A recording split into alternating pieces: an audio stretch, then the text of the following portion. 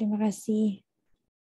Oke, nah ini sebenarnya sih materi udah kita bahas di pertemuan sebelumnya ya, dengan studi kasus, terus kemudian kita bahas secara bersama-sama, ya kan, terus kemudian menjadi latihan teman-teman semua, ya kan. Nah, jadi hari ini kita mereview kembali ya, karena ini sudah di pertemuan ke-5, 6, 7, 8 nanti kita akan melaksanakan ujian tengah semester ya, nggak terasa insya Allah habis Lebaran. Oke, nah jadi ya pada pertemuan hari ini kita membahaskan akuntansi perpajakan itu kan kita harus mengenal ya kan, mengenal atau mengetahui apa sih perbedaan dari akuntansi fiskal dan komersial ya. Akuntansi komersial teman-teman sudah tahu, yaitu adalah seni mencatat, ya kan, mengklasifikasi dan mengikhtisarkan transaksi-transaksi kejadian yang sekurang-kurangnya atau sebagian bersifat keuangan dengan cara menginterpretasikan hasil-hasilnya ke dalam laporan keuangan. Nah, akuntansi komersial ini menghasilkan sebuah laporan keuangan komersial disebutnya, ya.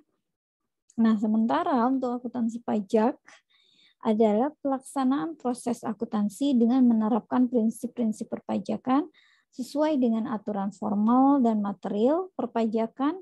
Nah, jadi akuntansi pajak ini nanti menghasilkan sebuah laporan keuangan fiskal disebutnya. Ya. Nah, jadi yang perlu diingat oleh kawan-kawan semua bahwa dalam pajak tidak ada istilah akuntansi, tetapi pembukuan dan pencatatan. Kenapa gitu kan? Karena akuntansi itu sangat kompleks dan luas. Nah, sedangkan pencatatan dan pembukuan dalam istilah pajak merupakan bagian dari akuntansi. Sehingga dalam prakteknya ketentuan pembukuan tidak harus mengikuti prinsip akuntansi karena dirasa banyak wajib pajak yang tidak mampu melaksanakannya. Nah, ini yang menjadi PR besar sebenarnya, ya. Apalagi kalau perusahaan yang baru berdiri, ya kan, dia belum punya standar operasional prosedurnya atau SOP-nya, ya kan. Jadi dia juga belum punya arah tentang kegiatan usahanya, ya kan. Bingung nih bagaimana dia melakukan sebuah pencatatan atau pembukuan seperti itu ya. Oke. Nah, kalau kita lihat ya ke dalam undang-undang itu ada di pasal 29 ya, undang-undang KUP. Nah, sekarang berubah menjadi undang-undang KPP ya. Oke. Harmonisasi Undang-Undang Nomor 7 Tahun 2021 ya, undang-undang KUP-nya. Pembukuan itu dilakukan pertama dilakukan dengan itikat baik dan mencerminkan keadaan yang sesungguhnya. Ya. Nah, jadi diawali dari niat dulu, nawaitunya atau itikat baiknya. Ya. Sehingga nanti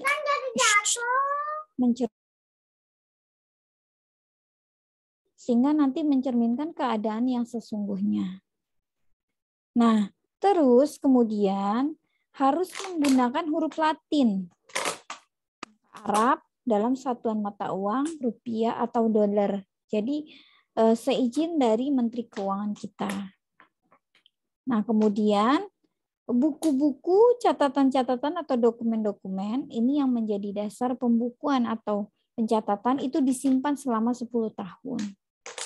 Ya. Jadi kalau di dalam pajak di dalam pajak itu dokumen, buku, catatan itu ya semuanya itu disimpan maksimal ya 10 tahun. Nah, kalau sudah lebih dari 10 tahun gimana Bu? Nah, itu boleh nanti dimusnahkan. Makanya ada mesin penghancur kertas kan, seperti itu maksudnya. Nanti bisa dimusnahkan dokumen-dokumennya, buku-bukunya gitu. atau catatan-catatannya. Ya, tapi dengan syarat tadi ya, ketika sudah 10%, 10 tahun maaf.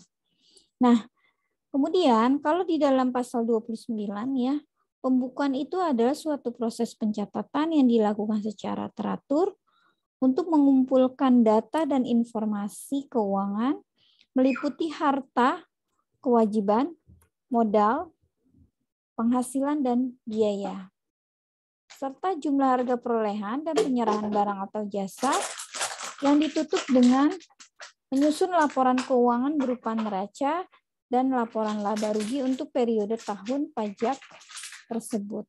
Gitu ya.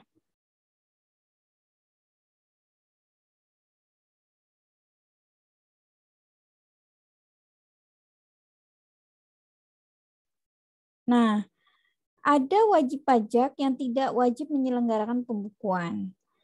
Ya, contohnya wajib pajak yang melakukan pekerjaan bebas. Nah, kalau dia nggak wajib melakukan pembukuan, terus apa yang perlu dia lakukan gitu kan? Si wajib pajak yang melakukan pekerjaan bebas ini harus melakukan pencatatan namanya. Nah, jadi apa namanya? Pencatatan adalah pengumpulan ya. Pengumpulan data secara teratur tentang peredaran atau penerimaan bruto dan atau penghasilan bruto sebagai dasar untuk menghitung jumlah pajak yang terhutang, termasuk penghasilan yang bukan objek pajak dan atau yang dikenai pajak yang bersifat final. Ya, dia nanti kalau yang melakukan pekerjaan bebas itu dilihat apa sih profesinya gitu kan. Kalau misalkan dia memilih menggunakan norma penghitungan penghasilan neto atau NPPN, nanti dilihat dari jenis usahanya atau profesinya. Kalau dia misalkan wajib pajak UMKM ya, berarti dikenakan PPh final sebesar 0,5%. Nah, tapi ada syaratnya. Dia harus memiliki peredaran usaha ya bruto selama 1 tahun itu adalah kurang dari 4,8 miliar. Seperti itu ya. Oke, nah itu jadi apa yang dimaksud dengan pembukuan dan pencatatan. Nah, jadi kalau kita lihat di sini ya, ada di dalam laporan keuangan fiskal itu ada batasannya atau ada keterbatasannya. Gitu. Karena laporan keuangan itu bersifat historis ya, terus kemudian penyusunan laporan ya, proses penyusunan laporan keuangan itu tidak luput dari penggunaan estimasi dan berbagai pertimbangan. Oke, makanya ketika perusahaan melakukan sebuah kegiatan, dia harus membuat yang namanya RAB terlebih dahulu atau cash flow-nya dulu gitu. Nah, terus lebih mengutamakan hal yang material tanpa mengurangi kelengkapan materi. Nah, laporan keuangan terutama menekankan makna ekonomis ya, karena kalau laporan keuangan itu harus tepat dan daya guna, efektif dan efisien. Ya. Nah, kemudian terdapat alternatif metode akuntansi yang digunakan, mulai dari variasi pengukuran ekonomis ya dan tingkat kesuksesan antar WP, serta adanya informasi kualitatif. Baru mulai sebentar.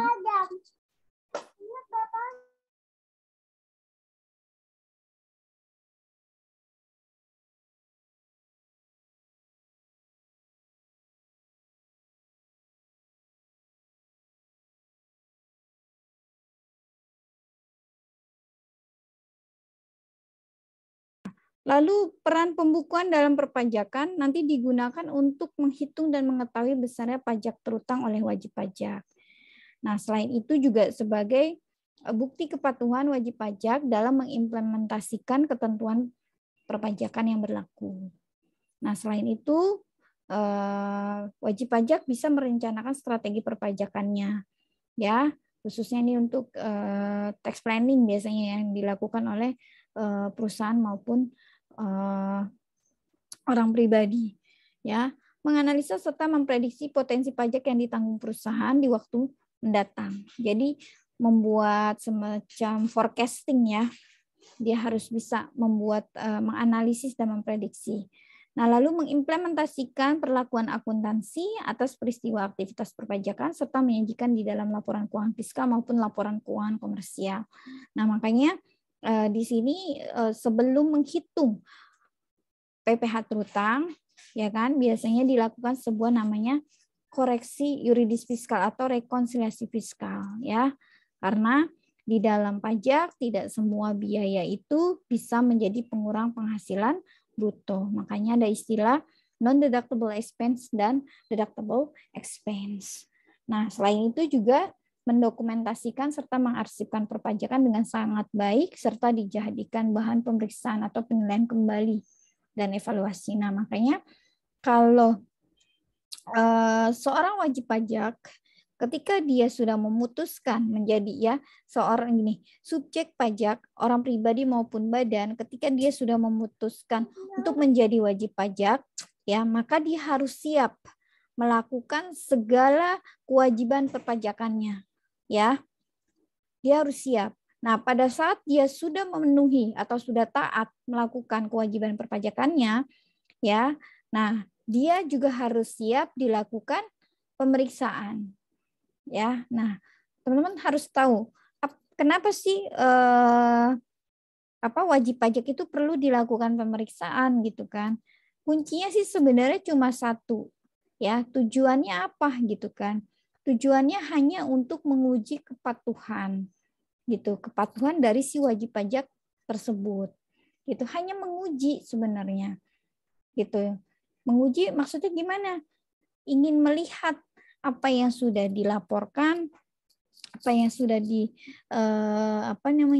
disetorkan, ya kan, sudah dihitung, sudah betul belum nih, gitu, sudah benar belum, sudah sesuai belum dengan undang-undang, gitu, dengan ketentuan peraturan perpajakan yang berlaku, gitu. Jadi sebenarnya audit itu jangan dijadikan bumerang ya, tapi ini hanya sebuah klarifikasi atas apa yang wajib pajak itu laporkan. Betul. Apa? Spinner. Ya. Spinner warna apa? Warna.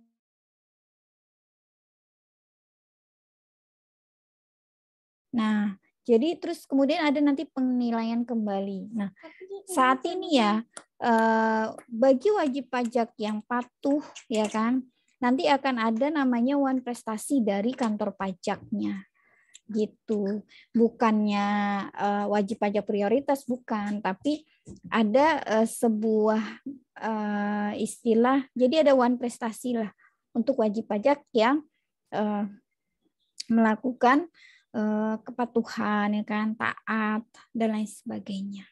Seperti itu ya. Oke.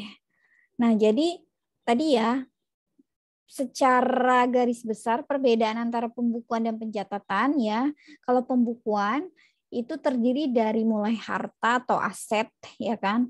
Terus ada hutang atau kewajiban, terus ada modal. Nah, ada penghasilan atau pendapatan yang diterima selama periode atau tahun pajak ya. Dan ada biaya-biaya. Nah, kalau perusahaan dagang pasti dia melakukan transaksi baik penjualan maupun pembelian. Nah, kemudian diselenggarakan dengan prinsip taat asas dengan stelsel, accrual atau stelsel kas. Nah, ini nanti proses pembukuannya kan menyesuaikan seperti itu. Oke. Nah, terus wajib pajak orang pribadi atau badan memiliki peredaran bruto ya lebih dari 4,8 miliar, maka dia sudah wajib melakukan pembukuan. Nah, sedangkan pencatatan ya, pencatatan itu dasarnya itu adalah peredaran atau penerimaan bruto. Nah, kemudian penghitungan pajak terutangnya dilakukan dengan mengalihkan norma penghitungan penghasilan neto. Nah, ini diatur di dalam pasal 14 Undang-Undang PPh. Yang tadi saya bilang karena dia memiliki pekerjaan bebas, ya kan. Nah, terus kemudian pencatatan wajib dilakukan oleh WPOP yang melakukan kegiatan usaha dan pekerjaan bebas dengan peredaran brutonya tidak lebih dari 4,8 miliar dalam setahun. Nah, ini diatur di dalam PMK 197 tahun 2013. Oke.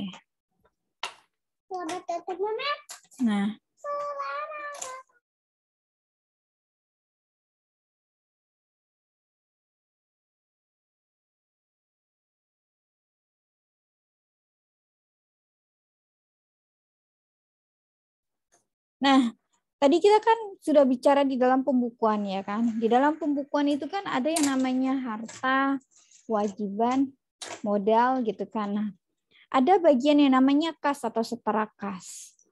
Kas itu apa sih gitu kan? Kas ini sebenarnya masuknya ke dalam harta lancar atau aktiva lancar ya. Kalau kita lihat di dalam laporan neraca atau laporan posisi keuangan, dia adanya di posisi aktiva atau di sebelah kiri itu. Nah, jadi kas ini adalah uang tunai yang paling liquid. Sehingga akun ini ditempatkan pada urutan yang teratas tuh. Paling atas, betul nggak? Kalau teman-teman buka ya laporan keuangan, tuh ada laporan posisi keuangan ya atau neraca, ada aktiva pertama. Terus aktiva dibagi lagi menjadi aktiva lancar. Nah, dalam aktiva lancar atau current asset ya kan, itu ada namanya cash ya kan, kas atau setara kas. Nah, biasanya kas ini bisa cash on hand ya kan, petty cash ya kan, atau cash in bank. Kasnya di bank, maksudnya seperti itu ya. Kas ini misalkan contohnya itu bisa berupa uang kertas, uang logam, atau dalam bentuk giro di bank. Ya. Nah, sementara setara kas itu adalah investasi yang sifatnya sangat liquid, berjangka pendek, yang dengan cepat dijadikan kas dalam jumlah tertentu tanpa menghadapi resiko perubahan nilai yang sangat signifikan. Contohnya, ya, setara kas itu misalnya berupa bank, ya kan, atau rekening di bank, ya kan. Ada saldo perusahaan di bank yang dapat dipakai untuk kepentingan perusahaan. Nah, ada petty cash, ya kan. Nah, petty cash ini kalau teman-teman udah belajar akuntansi keuangan 1 ya, di akuntansi kas itu, di materi akuntansi kas itu, pengelolaan kas kecil itu ya kan ada 2 metode. Metode impres dan fluktuasi. Ya, nah ini perlakuan akuntansi perpajakan atas kas dan bank ini tidak diatur tersendiri di Undang-Undang Perpajakan yang berlaku. Tetapi penyajian akun kas dan bank di neraca komersial atau fiskal dicantumkan sebesar nilai nominalnya saja. Nah, artinya tidak termasuk dalam kas dan bank adalah persediaan perangko, matre, ya kan, metre, giro di bank luar negeri, cek mundur, cek kosong, kasbon, uang muka, ya, dan deposito. Nggak bisa, nak. Nah, terus ada bunga deposito ya, karena kan tadi bank perusahaan menabung di bank ya, memiliki rekening di bank. Nah, bisa juga nanti uangnya didepositokan sehingga perusahaan mendapatkan bunga deposito. Nah, kalau berdasarkan peraturan pemerintah yang nomor 131 tahun 2000 dan KMK nomor 51 ya, KMK 04 2001, penghasilan dalam bentuk bunga.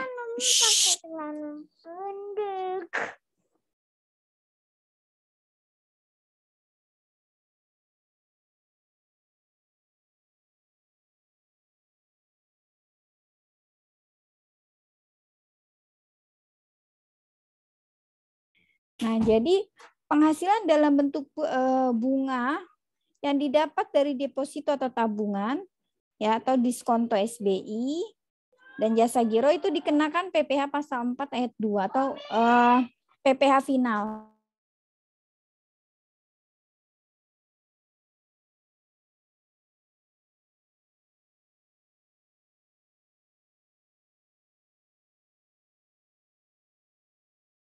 Nah, tarifnya berapa? Yaitu 20% dari jumlah bruto ya dan bersifat final apabila penerima penghasilan adalah wajib pajak dalam negeri dan BUT. Dan 20% dari jumlah bruto atau dengan tarif berdasarkan P3B atau tax treaty ya dan bersifat final apabila penerima penghasilan adalah wajib pajak luar negeri. Contohnya nih, kemarin kita udah bahas juga kan beberapa studi kasus tentang PPh final ya. Ini pada tanggal 11 September 2021 perusahaan mendepositokan uangnya sebesar 5 juta lah kita anggap. Ya. Untuk 3 bulan dengan tingkat bunga 6%. Bagaimana pencatatan transaksi penerimaan deposito tersebut? Oke, berarti kan ada karena didepositokan maka kas banknya ya itu bertambah 120.000. Ya. Oke. Nah, terus PPh pasal 4 ayat 2-nya itu didebit sebesar 30.000. Lalu ada pendapatan bunga menjadi ya dikredit sebesar 150.000 rupiah. Begitu ya teman-teman ya. Ini maksud dari contoh bunga deposito.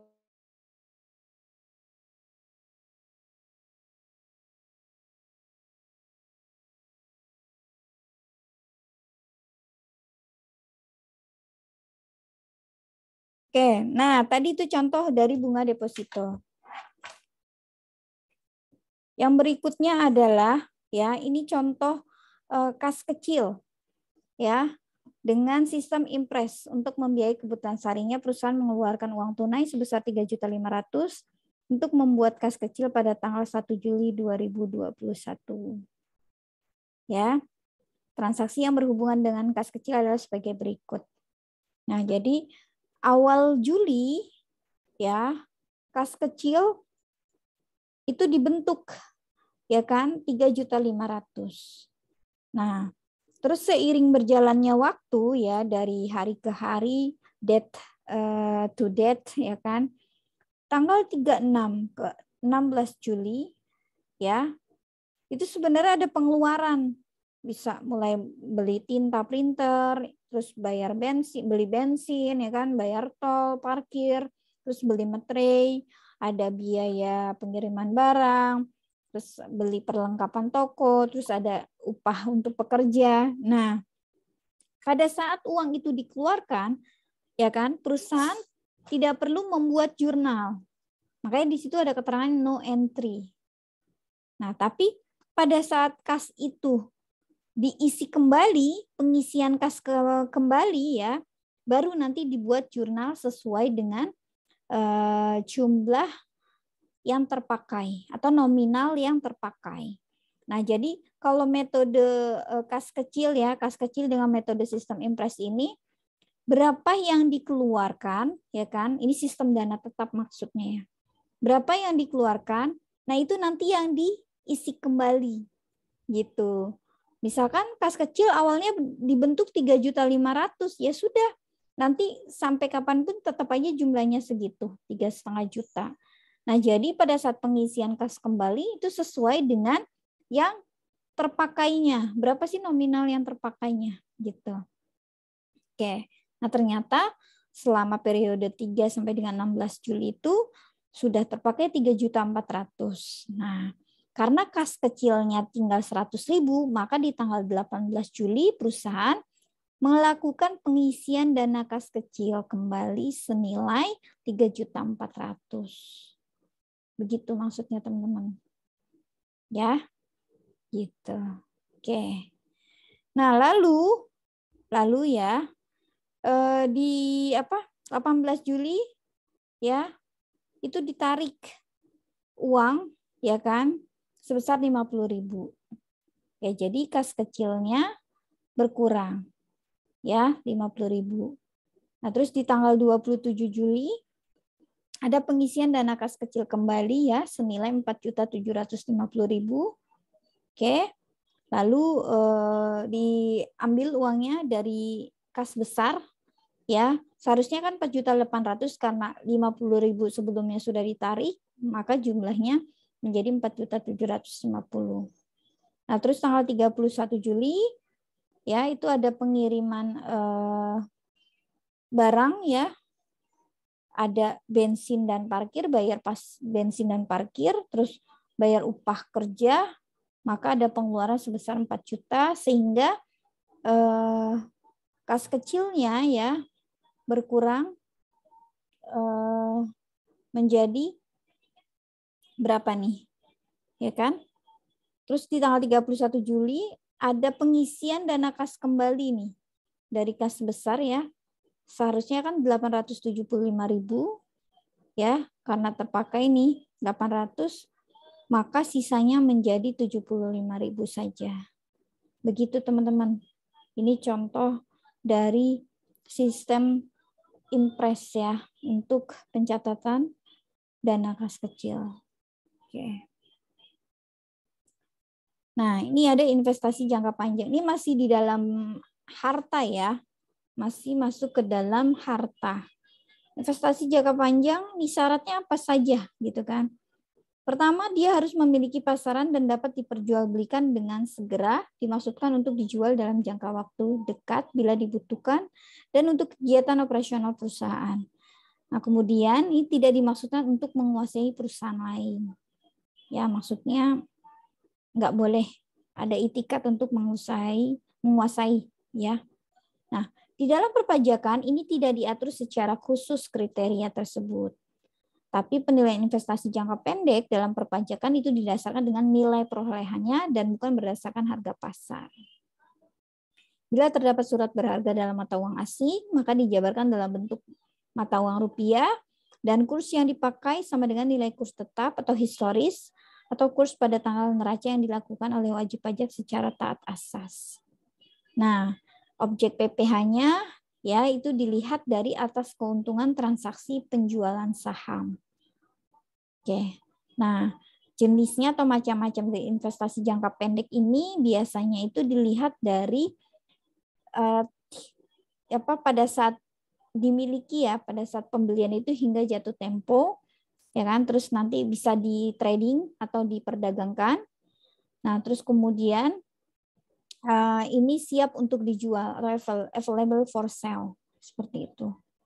Nah, penyajiannya kalau di investasi jangka pendek dalam neraca ya, kalau untuk trading dilihat dari menurut IAI ya, ini diatur dalam SAK etap ya kan, tahun 2009. Itu investasi utang yang dikelompokkan dalam kelompok trading diukur sebesar nilai wajarnya dalam neraca. Oke. Nilai wajar yang dilihat. Nah, kalau HTM, itu apabila entitas memiliki investasi utang HTM dan berniat memiliki hingga jatuh tempo, maka investasi dalam efek utang tersebut harus diklasifikasikan dalam kelompok investasi dalam utang dan disajikan dalam neraca sebesar biaya perolehan setelah amortisasi, premi, atau diskonto. Nah, premi atau diskonto diamortisasikan dengan effective interest method, kecuali straight line method menunjukkan hasil yang sama. Nah, kalau di sejenis AFS, kalau menurut ISO ya, ini ahli akuntansi ya, investasi dalam bentuk utang maupun ekuitas yang termasuk dalam kategori AFS dilaporkan sebesar fair value dalam neraca. Ya, nanti kita lihat di sini contohnya. Nah, ini kasus ya, sebuah studi kasus. Lalu bisa lihat ini tanggal 1 Maret PTA membeli saham ya sebanyak obligasi. Membeli obligasi sebanyak 325 lembar dari PTB dengan nilai nominal 2.400 per lembar. Terus kemudian ditambah biaya broker 2.600.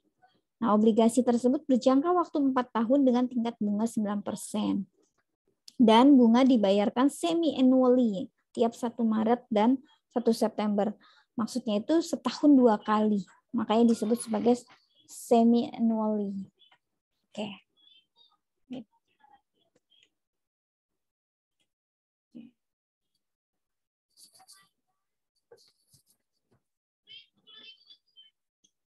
Oke.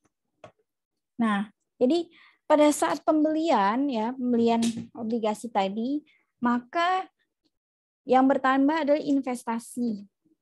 Oke, kita mendebit investasi sebesar 780 ya. Ini kita peroleh dari 2.400 dikali 325 lembar. Ya. Kita dapat dari sini 300 ya, 325 kita peroleh dari sini ya. Ini dikali 2.400 ya. Nah, maka hasilnya adalah 780.000 ya, teman-teman. Nanti silakan dihitung. Oke. Nah, kita mendebit itu ya. Karena kita membeli, maka aset secara tidak langsung dalam hal ini investasi kita bertambah ya, maka kita perlu mendebit. Terus ada biaya broker ya. Biaya broker itu 2.600 nih ya. Oke, biaya, ingat biaya ya. Kalau biaya dibayarkan itu didebit ya. Nah, terus ada utang PPH 23 itu 52 ya, di kredit. Ada kas dan bank sebesar 782.548. Ini 1 Maret. Ya. Ini 1 Maret. Oke. Nah, lalu 1 September ya, itu ada kas masuk ya sebesar 26.325. Lalu ada beban PPH pasal 4 ayat 2 ya.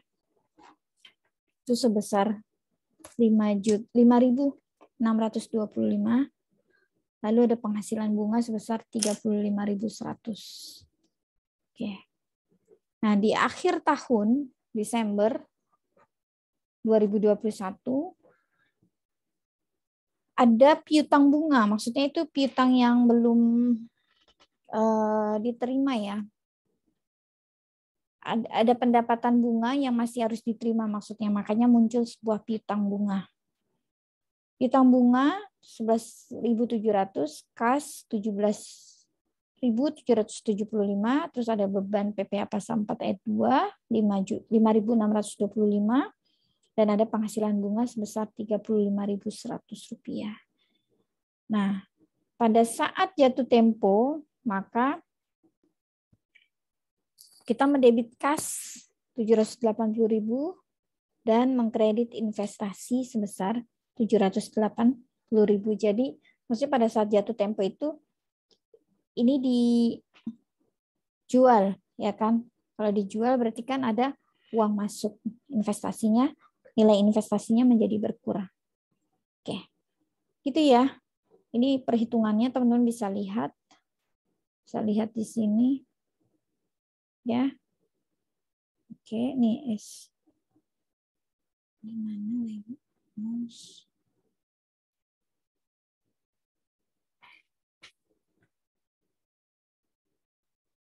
Nah, teman-teman bisa lihat di sini ya. Oke. Ini beban PPh pasal 4 ayat 2, kita dapat 5.625. Yang tahu tarif untuk obligasi ini berapa persen, teman-teman?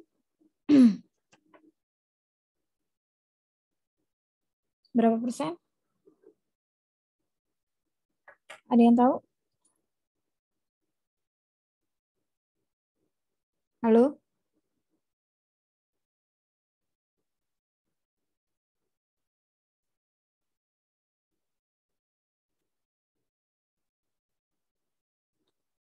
Oke. Baik. Ya, jadi tarifnya adalah 15% untuk obligasi ini ya. Oke. Kita lanjutkan ya. Ke slide berikutnya.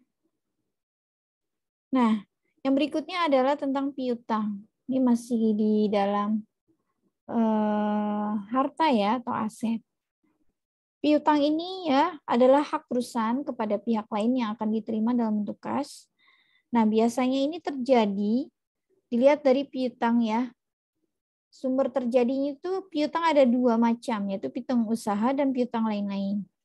Nah, untuk kepentingan pajak sebaiknya bisa disajikan dalam saldo piutang kepada pihak-pihak yang ada hubungan istimewanya. Mengapa? Untuk terhindar dari praktek transfer pricing.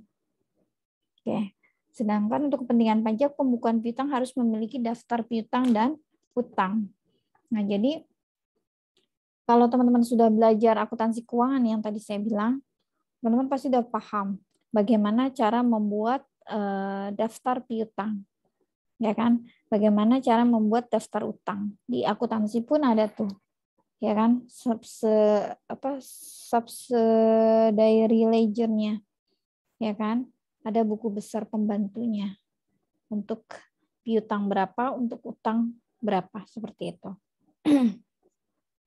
Nah, hubungan istimewa itu apa? Gitu. Hubungan istimewa ini di dalam Undang-Undang PPh itu diatur pada pasal 18. Ya. Maksudnya adalah kan tadi agar terhindar dari praktek namanya transfer pricing, ya kan? Merupakan saldo tagihan dari transaksi yang dilakukan dengan pihak-pihak yang memiliki hubungan istimewa dengan perusahaan. Nah, ini kalau kita lihat dalam ketentuan pasal 18 Undang-Undang PPh, ada dua macam hubungan istimewa, ya. Ada perorangan sama badan. Nah, penyajian piutangnya dalam hubungan istimewa ini tidak diharuskan dalam akuntansi komersial dan tidak lazim. Tapi untuk kepentingan tingkat keperluan perpajakan ya dilihat dari transaksi yang dilakukan oleh wajib pajak dengan pihak yang memiliki hubungan istimewa itu harus diperhitungkan dengan harga wajar. Oke.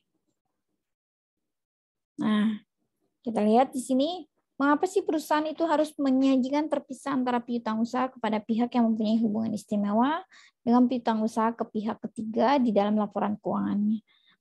Nah, maksudnya karena ada hubungan istimewa dikhawatirkan tadi terjadinya praktek transfer pricing. Sehingga apabila terjadi utang piutang antara pihak-pihak yang memiliki hubungan istimewa, maka piutang harus disajikan dalam akun rekening tersendiri dan transaksi perhitungan berdasarkan dengan harga wajar. Nah, kemudian salah satunya pada saat nanti diaudit, ya perusahaan diaudit, itu mempermudah Fiskus dalam mengetahui apakah wajib pajak ini melakukan penghindaran pembayaran perpajakan melalui penetapan harga transfer atau tidak, gitu maksudnya. Oke. Nah, kemudian nilai piutang yang disajikan dalam laporan posisi keuangan atau neraca itu dilihat dari jumlah ya atau sebesar nilai piutang netonya atau saldo piutang neto di neraca fiskal. Itu sama dengan saldo piutang dikurangi dengan piutang-piutang yang benar-benar tidak dapat ditagih. Nah, nanti makanya ada cadangan kerugian piutang tuh di dalam menghitung piutang, ya kan? Nah, ini menggunakan metodenya nanti penghapusan atau langsung ya. Sedangkan saldo piutang neto di neraca komersial, saldo piutang yang ditaksir tidak dapat tertagih atau piutang ragu-ragu dengan metode pencadangan piutang. Oke. Nah, gitu maksudnya. Ya, dari harta yang dimiliki oleh perusahaan. Oke. Nah, nilai piutang dalam hubungan istimewa di dalam neraca ya, itu harus disajikan dalam jumlah neto di neraca fiskal. Agar apa?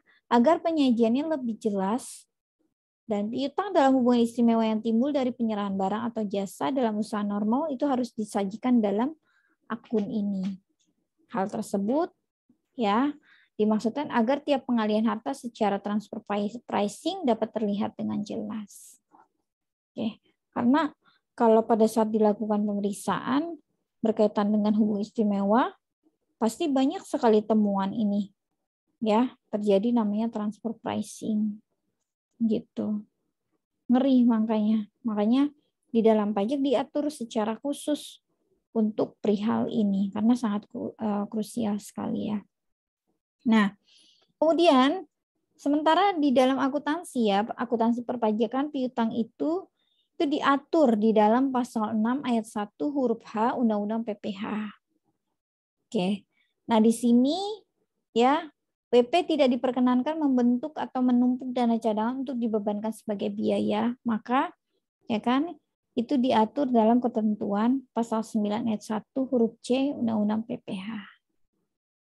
Nah, jadi ada yang penghapusan piutang yang menjadi pengurang itu menjadi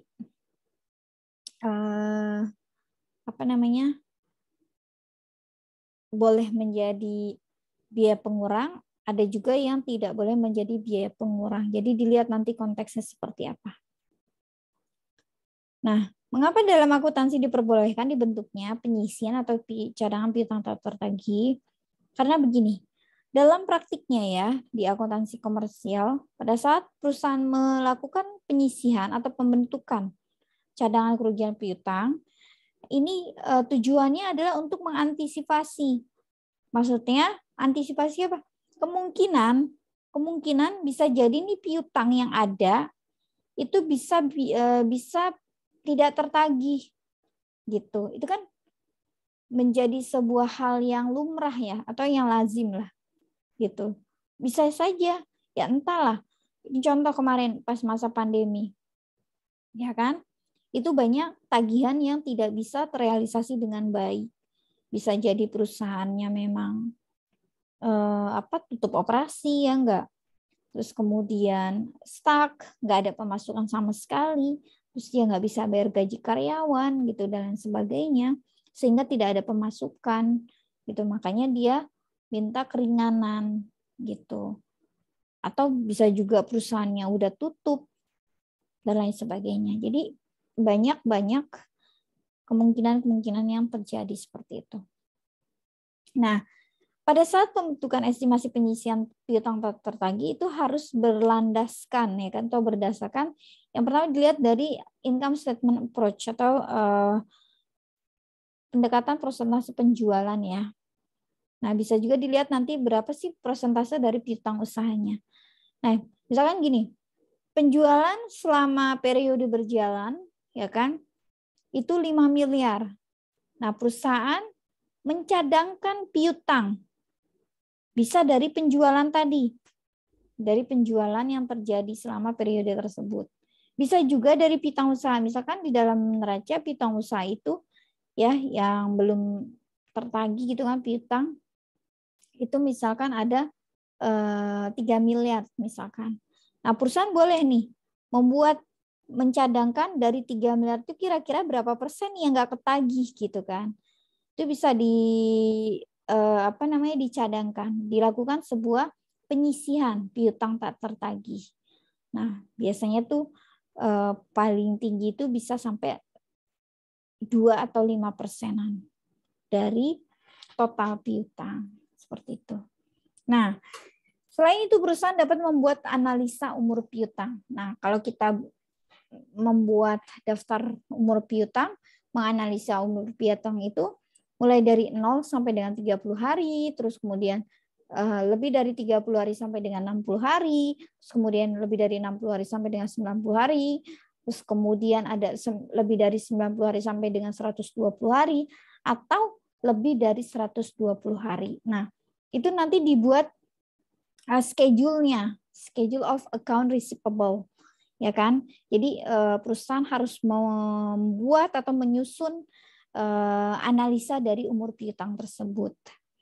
Gitu. Sehingga nanti kita bisa melihat ya kan dari persentase yang ada biasanya berbeda-beda tergantung umur piutangnya. Gitu, karena tadi ada 0 sampai 30 hari mungkin bisa tertagih 1% gitu kan. Yang tidak tertagih bisa tidak tertagih 1% gitu atau dicadangkan. Terus yang 31 hari sampai dengan 60 hari itu mungkin 0,5% dan seterusnya. Misalkan seperti itu ya. Cara menganalisa umur piutang. Nah, lalu ada persediaan nih. Ya, ini masih di harta. Persediaan ya, saya pernah menjelaskan ini. Kita lihat dulu sistem pencatatannya apakah dia menggunakan metode perpetual atau periodik. Ya, karena nanti dilihat yang digunakan, apakah metode FIFO, ya kan, FIFO atau average. Nah, kalau di dalam pajak itu hanya 2 yang digunakan, FIFO sama average. Tapi kalau dalam akuntansi itu ada FIFO, LIFO, dan average. Nah, itu kalau menggunakan metode harga perolehan. Nah, kalau perusahaan yang menggunakan berdasarkan estimasi, nanti dilihat apakah menggunakan metode laba kotor, eceran, ya kan, atau metode lainnya. Nah, jadi kurang lebih seperti itu ya untuk akuntansi pajak ya. Dilihat ya dari metode pembukuan, dilihat dari posisi hartanya. Oke. Ya, nah ini contoh ya. Tadi persediaan sudah ya, kurang lebih seperti itu. Nah, ini yang berikutnya adalah uang muka. Ya. Ini berkenaan dengan prepaid ya, atau pembayaran dibayar di muka. Ya, dibayar di muka, uang muka. Nah, pada dasarnya merupakan pos akun yang pada awalnya dicatat sebagai harta tetapi diharapkan menjadi beban di kemudian hari setelah melampaui kegiatan normal perusahaan. Uang muka biasa termasuk ke dalam current asset yang terdiri dari asuransi dibayar di muka. Nah, ini tidak dikenakan PPN maupun PPh ya. Untuk yang asuransi dibayar di muka ini, maka kita menjurnal, mendebit asuransi dibayar di muka dan mengkredit kas. Atau bisa juga ini kalau menggunakan metodenya aset ya, metode pencatatannya aset nih, maka mendebit asuransi dibayar di muka pada kas. Tapi kalau menggunakan metodenya beban atau dicatat sebagai beban, maka muncul mendebit beban asuransi dibayar di muka, maka mengkredit asuransi dibayar di muka. Ini pada akhir akhir tahun atau adjustment-nya, pada saat kita membuat adjustment. Beban asuransi dibayar di mukanya di debit ya kan, maka asuransi dibayar di mukanya itu dikredit. Nah, berarti berapa nih yang terpakainya gitu kan, ketahuan nanti jumlahnya berapa. Nah, pada dasarnya sewa dibayar di muka ini ya itu bisa terjadi atas penyewaan tanah dan atau bangunan. Ya, nah kalau berkaitan dengan sewa atas tanah dan atau bangunan maka dikenakan PPh final 4 ayat 2 dengan tarif 10%. Nah, sehingga nanti perusahaan melakukan pencatatannya sebagai beban pajak karena tidak menjadi kredit pajak. Betul kan? Kalau PPh final kan dia pajak yang dipotong atau dipungutnya tidak bisa dikreditkan pada saat akhir tahun seperti itu. Makanya dia langsung muncul namanya beban pajak dibiayakan. Nah, tapi kalau sewa atas kendaraan ya atau mesin, jadi sewa selain atas tanah dan atau bangunan itu dikenakan PPh pasal 23, tarifnya adalah 2%. Ya, nah makanya dia dianggap sebagai uang muka pajak. Muncul kan nanti pada saat belum dikreditkan ya kan, pada saat belum disetor atau dibayarkan, makanya muncul seperti itu. Ada pajak dibayar di muka. Baik PPh pasal 22, 23 maupun 25. Oke. Nah, ini contoh sederhananya ya, teman-teman bisa lihat di sini pada saat menerima uang sewa ya, jika pemilik tanah atau gedung ya, ini penerima uang sewa sudah PKP, maka kas bertambah dan mendebit PPh pasal 4 ayat 2. Lalu ada PPN keluaran. Ingat ya, ini karena untuk penerima uang sewa ya, maka dia membuat faktur pajak, maka ada PPN keluaran. Lalu ada pendapatan sewa.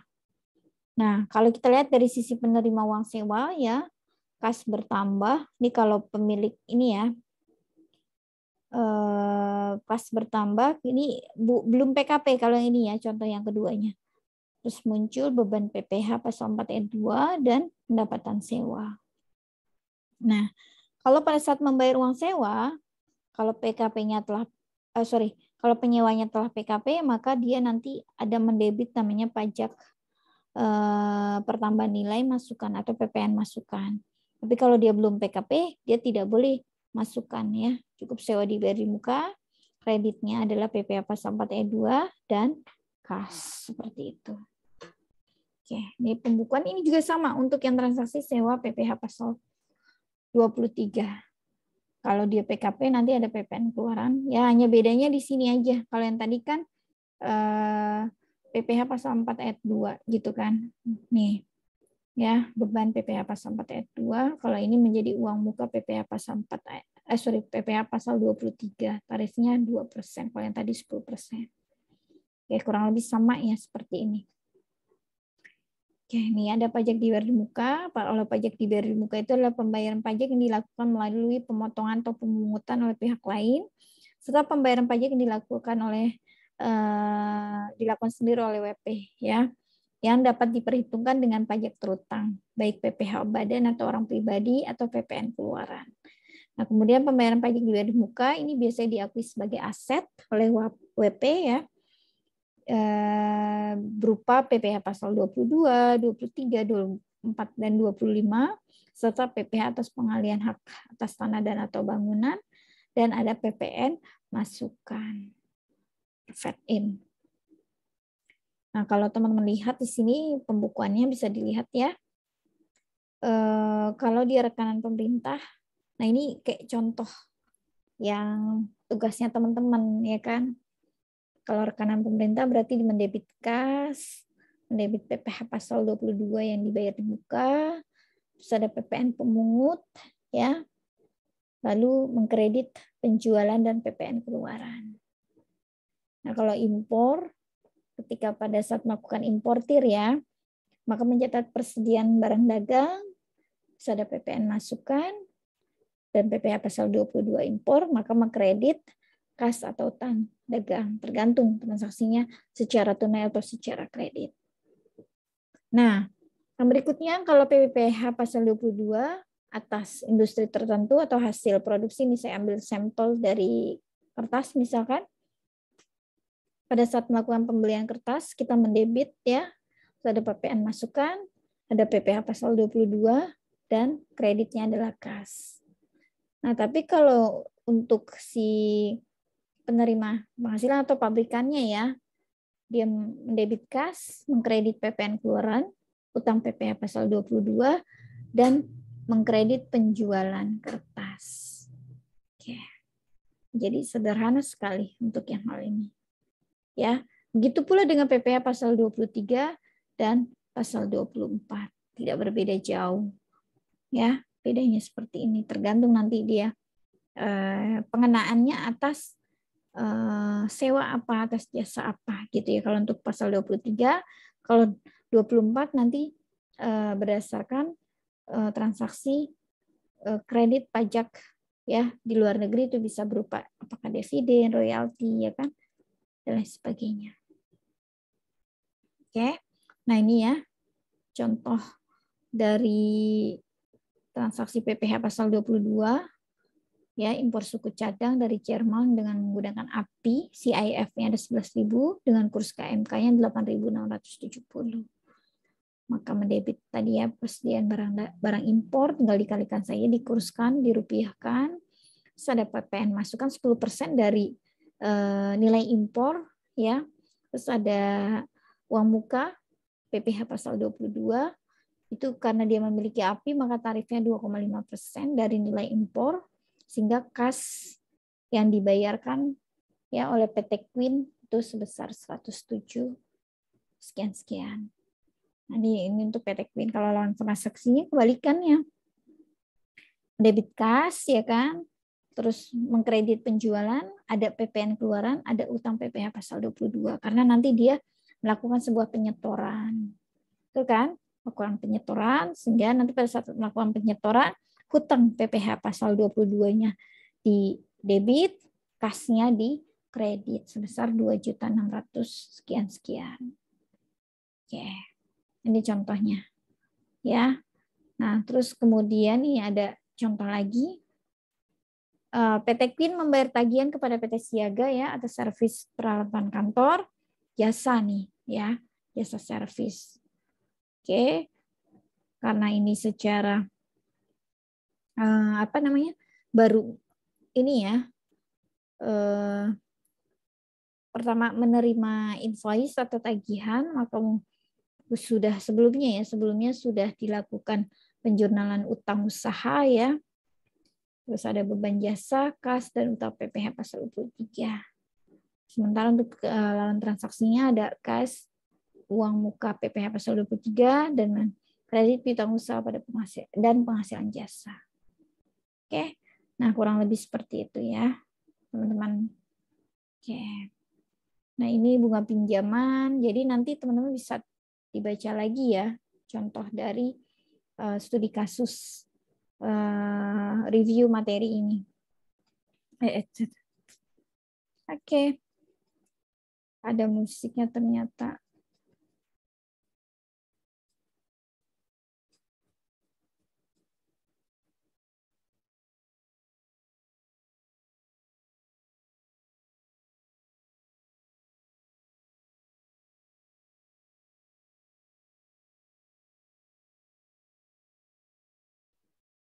Oke, itu ya teman-teman, itu sekilas tentang apa namanya review ya, review tentang pembukuan ya dari siklus pajak ya, pembukuan dilihat dari sisi hartanya. Oke, nah ini untuk yang kelompok harta ya, amortisasi, aset ya dan lain sebagainya. Oke. Nanti teman-teman tinggal baca aja ya untuk apa namanya materinya. Apabila nanti ada pertanyaan bisa ditanyakan seperti itu. Saya lupa ini.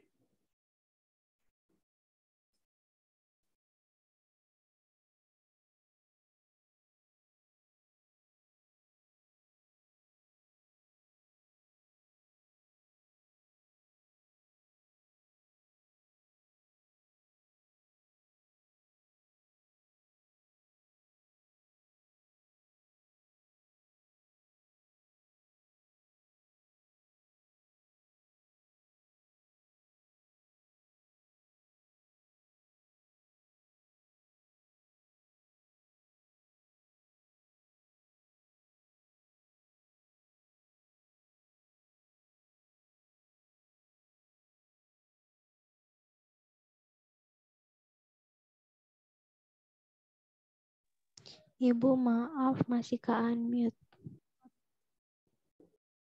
Oke baik. Silakan teman-teman ada pertanyaan nggak? Jadi nanti ya ini tinggal dilihat saja sama teman-teman ya. Kalau ada pertanyaan silahkan ya. Nanti bisa kita bahas ya. Oke. Ini sebenarnya udah kita lakukan gitu. Tinggal, nah ini yang utang dividen nih. Yang tugas nomor berapa ya? 9 apa 10 tuh yang utang dividen? Kemarin itu loh. 9 ya? Nomor 9 Ibu. Iya, nomor 9 ya. Sebentar. Nomor 9 itu yang sebentar saya buka soalnya dulu ya. Nah, jadi siapa itu? Kan tanggal 31 Desember ya mengumumkan pembagian dividen tahun 2016 sebesar 100 juta. Dividen dibayarkan tanggal 5 Januari gitu kan. Nah, di dalam informasi studi kasus tersebut ya kan dikatakan bahwa apa namanya? Pemegang perusahaan itu kan ada Tuan X ya kan dan PTB. Betul nggak? Tuan X itu kan kalau untuk kepemilikan sahamnya itu adalah 70%, sementara untuk PTB itu 30% ya enggak dari 100% itu. Nah, jadi yang nomor 9 itu ya. Coba saya gimana? Maaf.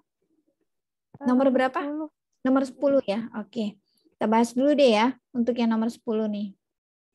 Oke, sebentar. Saya buat whiteboard.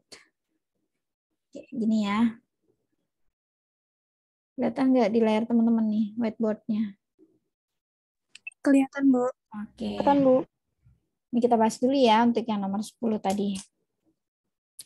Kan tanggal 31 Desember ya.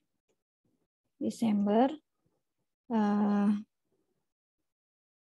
2017 mengumumkan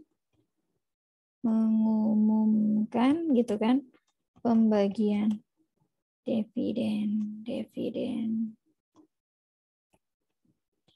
di tahun 2016 sebesar 100 juta ya.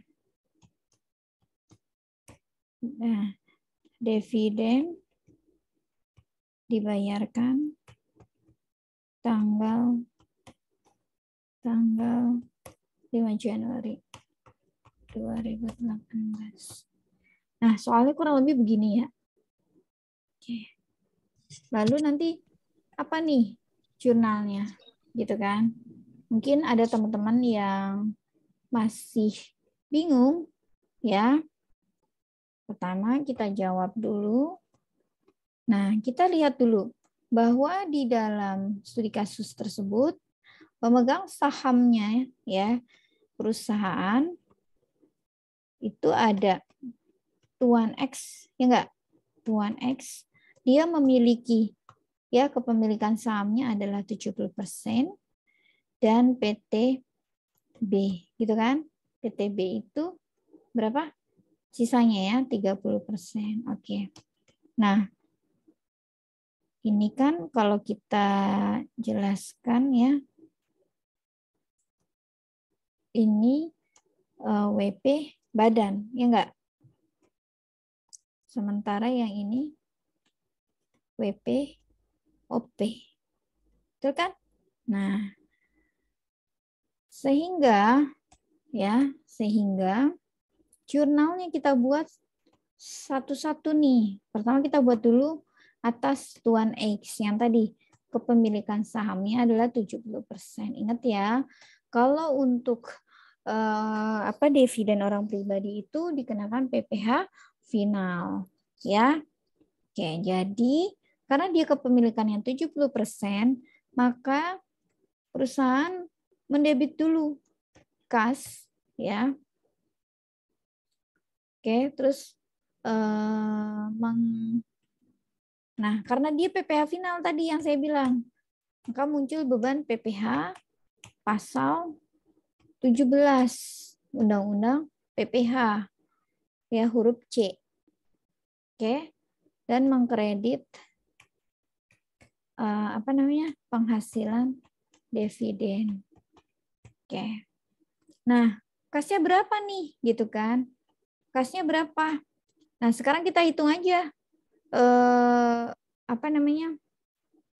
Kalau dari 100 juta, 70%-nya berapa? 70 juta kan? Betul nggak? Ya, Ibu. Iya. Oke. Nah, berarti kan penghasilan dividennya dari 100 juta, kalau 70%-nya adalah 70 juta kan? Oke.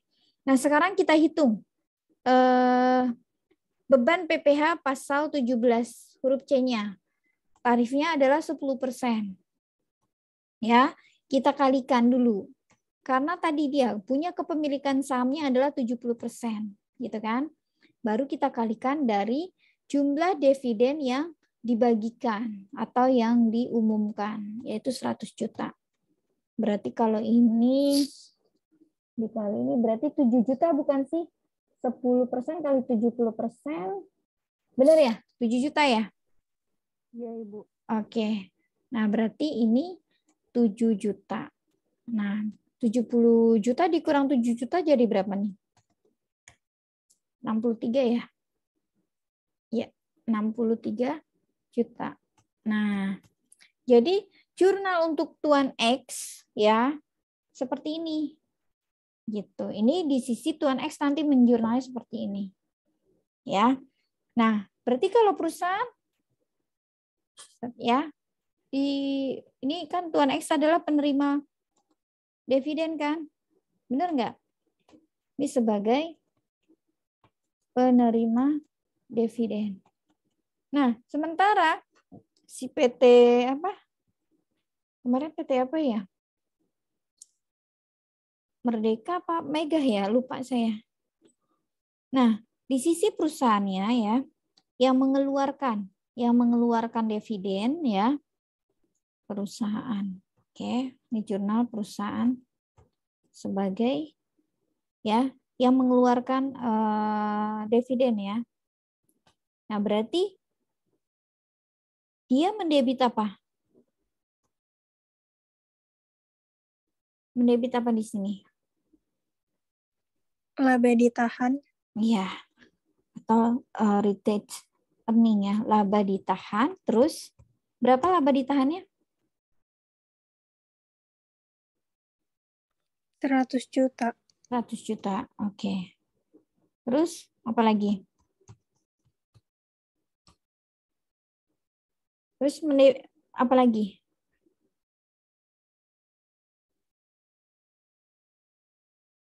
Apa lagi? Di kredit. Kredit Di apa? kreditnya, Bu. Kreditnya Utang PPH utang final. PPH final sebesar 7 juta. 7 juta. Oke. Terus apa lagi?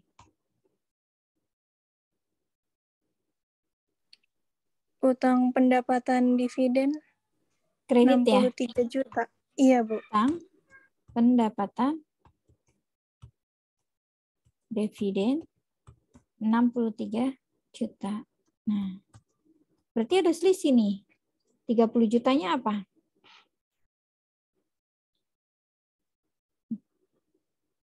Ada lagi nggak jurnalnya?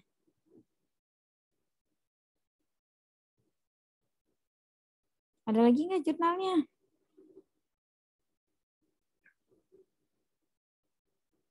Coba dicek lagi. Ibu, maaf yang nama akun yang di kreditnya itu utang dividen aja. Utang dividen aja. Oke, kita hapus. Ini benar nggak nih? Laba ditahannya. Ibu, maaf yang utang dividen berarti 93 juta. Gitu. Nah, ini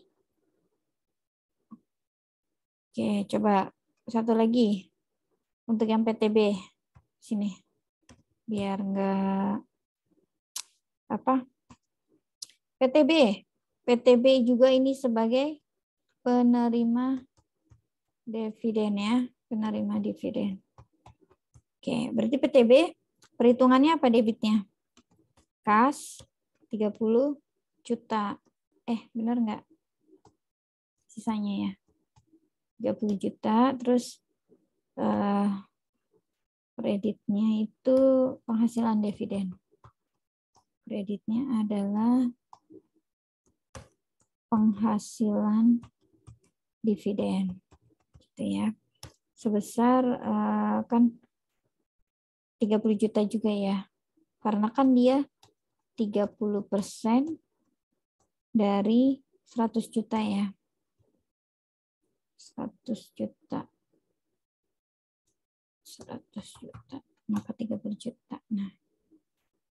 Oke. Nah, jadi kenapa PTB nggak kena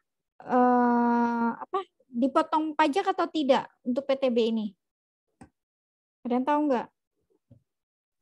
Karena kepemilikan sahamnya lebih dari 25%, Bu. Nah, jadi disebut sebagai objek atau bukan? Bukan objek pajak. Iya. Jadi bukan objek pajak, maka tidak dikenakan pajak. Nah, jadi untuk PTB, dia hanya menjurnal kas pada penghasilan dividen saja sebesar 30 juta. Ini udah benar perusahaan ya, di perusahaan muncul laba ditahan ya kan 100 juta, terus utang PPH 7 juta dan utang dividennya menjadi 93. Ya enggak? 63 tambah 30 kan? Gitu. Begitu teman-teman. Ini untuk yang jawaban studi kasus PT apa ya? Sebentar, saya lupa itu. Ya, yang beberapa pertemuan lalu ya. PT Majulah Negeriku ya, nomor 10. Ya enggak? Oke. Nomor 10 ya. Oke. Gitu teman-teman. Sampai sini paham? Sama? Ibu izin bertanya, Bu. Boleh Elisa? Kalau misalnya ini kan kata di soalnya itu kan diumumin dulu habis itu dibayarkan ya, Bu. Kalau berarti untuk pencatatannya itu kalau misalnya di Tuan X sama di PTB apa kayak gini juga nggak apa-apa atau kita mencatat dulu pas pengumumannya itu gitu, Bu. Habis itu nanti pas pembayaran dicatat lagi gitu, Bu. Pada saat pengumuman nggak perlu dibuat jurnal juga nggak apa-apa. Kan pada saat RUPS kan udah diinformasikan. Nanti akan ada pembagian dividen sekitar 100 juta gitu. Jadi pada saat diumumkan itu nggak perlu dilakukan penjurnalan. Nah, pada saat itu dibagikan ya baru dibuatlah jurnal seperti yang tadi. Yang saya sampaikan itu yang kita bahas tadi. Seperti itu. Ibu maaf Bu, kalau untuk di sisi perusahaan yang majulah negrikunya berarti nanti di jurnal lagi nggak yang pas pembayaran? Ya di jurnal. Di jurnal. Berarti kan di sini ya pada saat pembayaran kan. Oke. Berarti dia mendebit apa nih? Hutang, dividen. Enggak. Hutang dividen berapa? 93 juta. Nah, dan mengkredit kas atau bank 93 juta. Nah, pada saat PPh pasal 4 ayat 2 itu disetor, ya kan? Maka mendebit utang PPh final 7 juta dan mengkredit kas gitu kebalikannya. Betul kan? Oke, begitu Iya, Bu. tuh. Makasih, Jadi Bu. iya, sama-sama Elisa. Nah, jadi ini pada saat pembayaran ya. Kalau ini kan pada saat pengumuman ya kan, pengumuman dividen. Bahwa nanti ada laba ditahan ya kan, karena kan tadi dividennya baru di-share itu 5 Januari. Gitu. Nah, sehingga di akhir tahun Desember 2017 ya kan, perusahaan mengadjust ini laba ditahan, utang PPh final dan utang dividen. Pada saat 5 Januari, ya ini 5 Januari 2018 ya. Ya kan? Karena udah dibagikan, maka utang dividennya menjadi di debit, kas dan banknya menjadi berkurang di kredit sebesar 93 juta. Begitu, Elisa. Mudah-mudahan bisa dipahami ya teman-teman semua ya. Oke, sampai sini ada pertanyaan?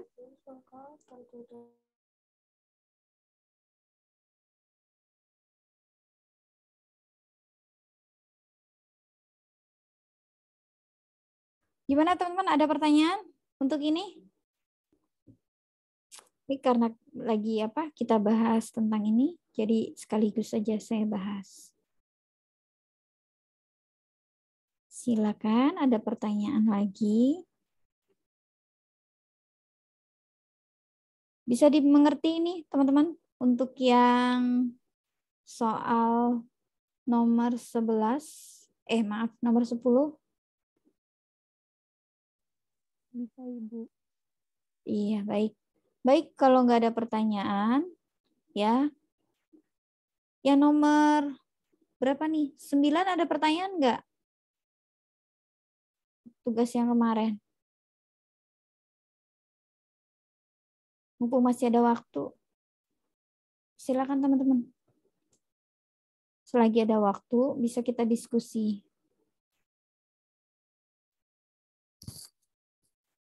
Ada pertanyaan?